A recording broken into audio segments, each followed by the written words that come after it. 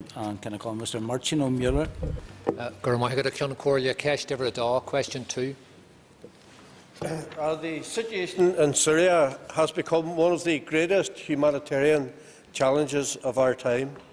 Despite very significant humanitarian contributions from the international community, the pressure of over 3 million refugees is taking its toll on Syria's neighbours. These pressures are severely damaging the quality of life for ordinary people. While resettlement could never help as many as aid has, we recognise the need in common humanity for us to explore what we can do to make a difference for the most vulnerable. Accordingly, we are engaged in exploratory discussions with the Home Office, other devolved administrations, other government departments and relevant non-governmental organisations about whether there is a role that we can play. I feel that we should respond positively to the call for help by the United Nations Refugee Agency. Germany has offered 30,000 places and the Irish Government has committed 300 places.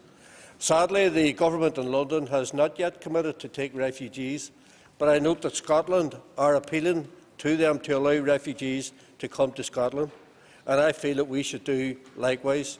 In such circumstances, we would of course speak to the British Government about funding for such an initiative. Mr. Muller for supplementary. I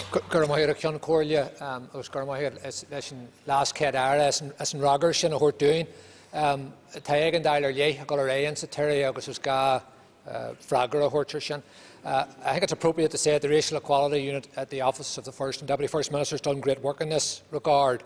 It would be great to get a breakthrough. Would the Deputy First Minister agree that the benefits to Belfast, or certainly to the north, of taking refugees would also be considerable, that it would be a blessing to Belfast to be able to take in refugees from Syria, and of course it would be a lifeline to those in greatest need in the refugee camps?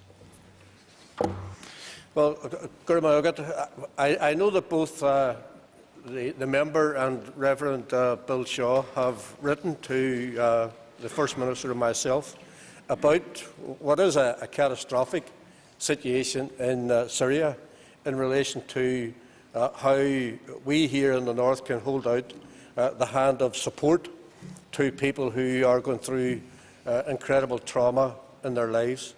The reality is that, according to United Nations figures, something in the region of between 190,000 to maybe even more than 200,000 people have been killed in Syria as a result of the conflict.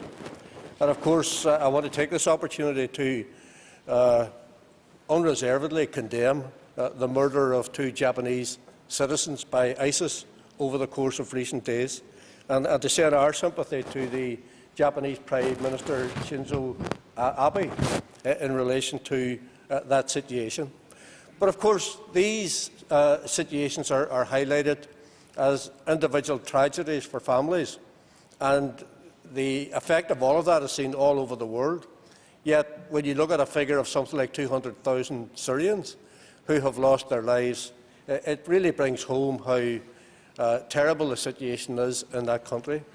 So I think the fact that it is now being explored in relation to other nations, bringing people who have been affected badly by the ongoing conflict in Syria, I think it is important that we here in the north, if it's at all possible, make our own particular contribution. And I think that would send out a very powerful message about where our sympathies lie in relation to how this terrible conflict has affected ordinary people. Thank you. And I call Mr. Pat Ramsey.